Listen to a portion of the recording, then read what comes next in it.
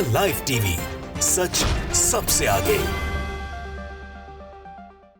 वैसे तो गोदी मीडिया को रात दिन बहुत कुछ दिखता है, जो हो नहीं रहा है वो भी दिखता है। लेकिन बात अगर भारतीय जनता पार्टी की हो, भारतीय जनता पार्टी के अंदर विवाद जो हुआ है उसकी हो, भारतीय जनता पार्टी की गुटबाजी की हो, भारतीय जनता पार्टी के पतन की हो, तो गोदी मीडिया की आंखों में मोतियाबिंद हो जाता है। फिर उन्हें कुछ नहीं दिखता है और उसकी रिपोर्टिंग ऐसे होती है जैसे मानो कुछ हुआ ही नहीं है। उत्तर प्रदेश में राजनीतिक भूचाल आया हुआ है। उत्तर प्रदेश में जो हंगामा चल रहा है, जो गुटबाजी चल रही है, ये अभी तक देश के किसी भी राज्य में होने वाली गुटबाजी या राजनीतिक विवाद में जो पार्टी के अंदर होता है, अंदरूनी विवाद में, सबसे ज्यादा बड़ी है, सबसे ज्यादा घातक है। और इसका दायरा इतना बड़ा है कि जिसको हर एक समझता जरूर है, पर रिपोर्ट करने में बहुत पीछे है। योगी सरकार जो है वो एक तरह से हिल रही है। उत्तर प्रदेश की अगर देखा जाए, पॉलिटिकल पंडित्स को माना जाए, जो राजनीतिक विश्लेषक हैं उनको माना जाए, और खुद अगर समझदारी से देखा जाए, तो योगी सरकार और योगी जी की कुर्सी जो है वो थर थर कांपने का काम कर रही है और हिलने का काम कर रही है।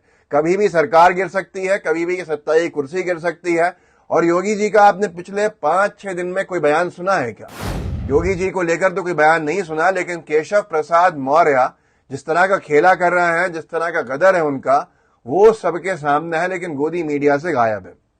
यहां तक की हालत ये हो गई है कि केशव प्रसाद मौर्य को दिल्ली बुलाया गया है, जो उप मुख्यमंत्री हैं। ब्रजेश पाठक भी नाराज बताए जा रहे हैं, दोनों ही मंत्रिमंडल की मीटिंग में नहीं गए।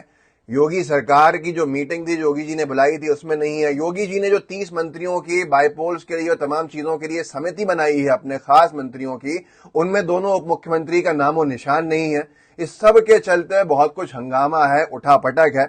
योगी जी इस बीच में कल शाम को जो राज्यपाल हैं आनंदीबेन पटेल, उनसे मिलने चले गए लखनऊ, और उत्तर प्रदेश की सियासत को लेकर कई सारी चीजें वहां पर उठने लगी और बहुत से लोग उसको चर्चा में लाने लगे। ये भास्कर ने लिखा, यूपी भाजपा अध्यक्ष ने पीएम को दी खींचतान की रिपोर्ट। भूपेंद्र चौधरी गृह मंत्री शाह से मिले, केशव के बगावती तेवर के बाद सियासी हलचल तेज। दैनिक भास्कर ने क्या लिखा है कि यूपी भाजपा अध्यक्ष ने पीएम को दी खींचतान की रिपोर्ट।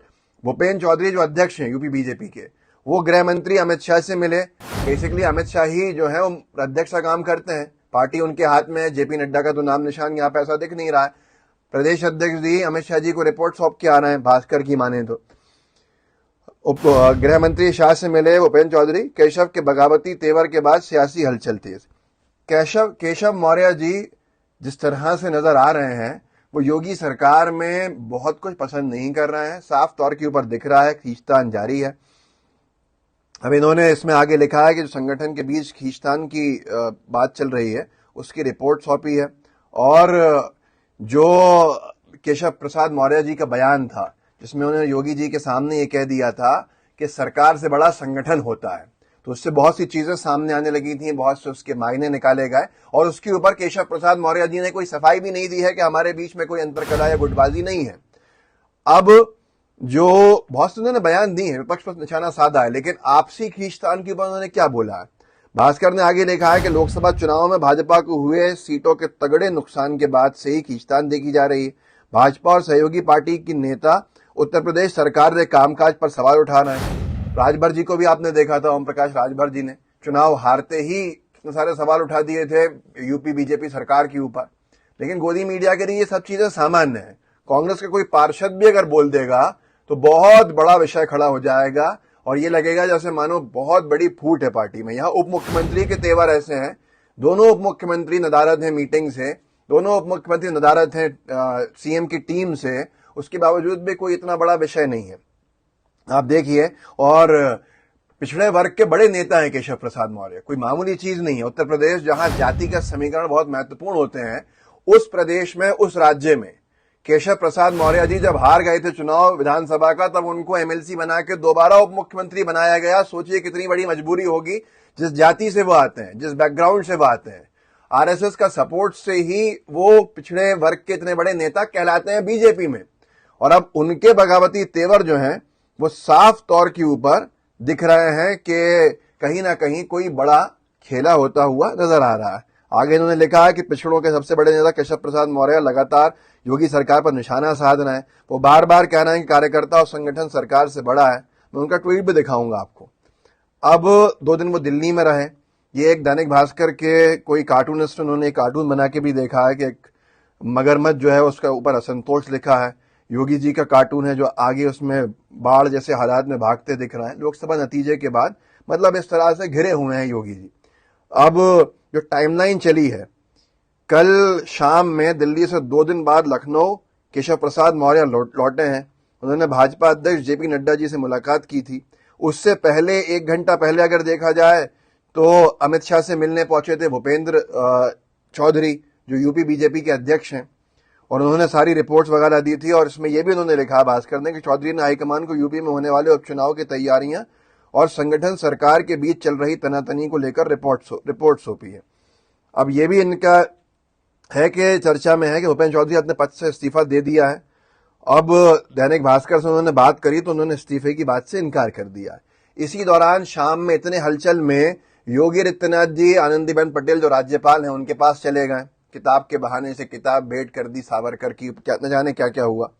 लेकिन अब सारी की सारी चीजें यह है कि एक तो उपचुनाव होने हैं 10 लगभग सीट से, और उसके साथ साथ जो उपचुनाव से पहले बीजेपी की हालत आम चुनाव में हुई है उसका असर सीधा इससे पड़ेगा। फिर बीजेपी में खींचतान, बीजेपी में फूट। योगी गुट जो है उसने केशव प्रसाद मौर्य की जब हार हुई थी विधानसभा चुनाव में तो उनको बहुत बड़ा फेलियर बताया था, उन पर बहुत सारे आरोप लगे थे, बहुत कुछ हुआ था।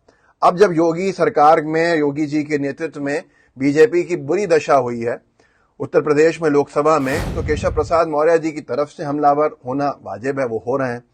इस ट्वीट से बहुत बड़ा विवाद खड़ा हुआ था जब उन्होंने लिखा था ऑफिस ऑफ केशव प्रसाद मौर्य ने कि संगठन सरकार से बड़ा है, कार्यकर्ताओं का दर्द मेरा दर्द है, संगठन से बड़ा कोई नहीं, कार्यकर्ता ही गौरव है, माननीय उप मुख्यमंत्री केपी मौर्य जी। और यही आगे पोस्टर में भी लिखा था। डेली हंट ने न्यूज 18 की एक रिपोर्ट को लिखा कि यूपी में बदल सकते हैं सीएम और डिप्यूटी सीएम, सरकार वर्सेस संगठन। योगी की मीटिंग में नहीं पहुंचे मौर्य और पाठक, मंत्रियों की टीम में भी जगह नहीं, जो मैंने आपको शुरू में बताया था। अब ये सारा का सारा मामला ऐसा है, गोदी मीडिया को मोतियाबिंद क्यों? गोदी मीडिया को कर्नाटक में उठापटक दिख जाती है कांग्रेस में, गोदी मीडिया को तेलंगाना में असंतोष दिख जाता है, भले ही ना हो, लेकिन गोदी मीडिया को योगी आदित्यनाथ जी और केशव प्रसाद मौर्य जी के बीच की जो तनातनी है वो नहीं दिखती। योगी जी और शाह जी की, जो अमित शाह जी की बात कही जाती है, वो नहीं दिखता। अब सबसे बड़ा विषय यह है कि महाराष्ट्र में जहां चुनाव होने वाले हैं वहां पे देवेंद्र फडणवीस जी और पंकजा मुंडे जी की और एकनाथ मुंडे जी के बीच में जिस तरह के कोल्ड वॉर चल रही है वो नहीं दिखता है। अब राजस्थान की अगर हम बात करें तो किरोड़ी लाल मीणा जो है वो रिजाइन कर देते हैं मंत्री के पद से। राजेंद्र राठौर अपने सरकार के ऊपर हमलावर हैं। भजनलाल शर्मा की जो परेशानियां बढ़ती जा रही हैं, लेकिन कुछ नहीं दिख रहा गोदी मीडिया को। अगर इसी में आगे बिहार की बात करें तो अश्विनी चौबे कहते हैं कि जो जीत हुई है वो नीतीश के मुख्यमंत्री रहते हुए और सम्राट चौधरी के पार्टी अध्यक्ष रहते हुई उसके बिना मुमकिन नहीं था। और लोकल लीडर्स जो है विजय सिन्हा, वो बीजेपी हाईकमांड से जो है नाराज दिखते हैं। अब इसी के अंदर अगर मध्य प्रदेश की बात की जाए तो किसको नहीं मालूम शिवराज जी को राजनीतिक तौर पर किस तरह से निपटाया गया। उनको पसंद ही नहीं है दिल्ली में रहना, उनको मध्य प्रदेश से दूर कर दिया गया। सबसे बड़ी अंतर से वो जीते, उसके बाद उनके बेटे ने ये कहा कि सबसे बड़े अंतर से जीते, दिल्ली को भी झुकना पड़ा। तो ये सारी की सारी चीजें कही जाती हैं कि मोहन यादव जो मुख्यमंत्री हैं मध्य प्रदेश के, उनके खिलाफ एक साजिश पार्टी में रची जा रही है। आगे अगर बात करें तो नायब सिंह सैनी जो हैं वो मुख्यमंत्री सिर्फ नाम के हैं। अनिल विज जो हैं वो बहुत नाराज हैं उनसे, क्योंकि उनको लगता था जो गृह मंत्री अनिल विज हैं कि वो सत्ता में मुख्यमंत्री बनेंगे खट्टर साहब के जाने के बाद, लेकिन उनको फिर वहीं छोड़ दिया और नायब सिंह सैनी को मुख्यमंत्री बना दिया, जो एक तरह से पपेट के तौर के ऊपर दिल्ली से चलाए जाते हैं। तो ये एक बहुत बड़ा अपनी आपत्ति दर्ज करा चुके हैं जो गृह मंत्री अनिल विज, लेकिन फिर भी कोई गोदी मीडिया को परेशानी नहीं है। झारखंड में जो हाथापाई हुई है देवघर में भाजपा की मीटिंग में, उसके ऊपर कोई आपत्ति नहीं है। तिरुपला के तो जो पंचायत का अगरतला का ऑफिस है जिसमें बीजेपी की सत्ता है, उसको खुद ही बंद कर दिया भाजपा के नेताओं ने। ये सब चीजें गोदी मीडिया को नहीं दिखेंगी। ऐसे ही उत्तर प्रदेश का जो सरकार पर संकट बना हुआ है वो भी गोदी मीडिया को नहीं दिख रहा। वीडियो को आगे बढ़ाइएगा और बताइएगा कि कैसे यूपी की बीजेपी की सरकार हिल रही है। जय हिंद, जय भारत। द लाइव टीवी, सच सबसे आगे।